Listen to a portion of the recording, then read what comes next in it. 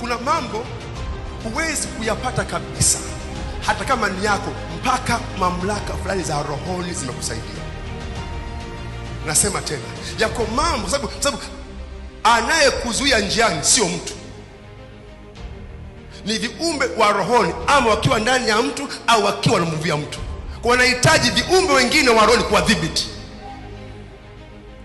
Nasema tena, yako mambo Mungu amekuandalia, unapoanza kuyaendea ule upinzani, zile vurugu za njiani sio za mtu, ni viumbe wa rohoni wanamvuvia mtu au wako ndani ya mtu ili akuzuie usiende.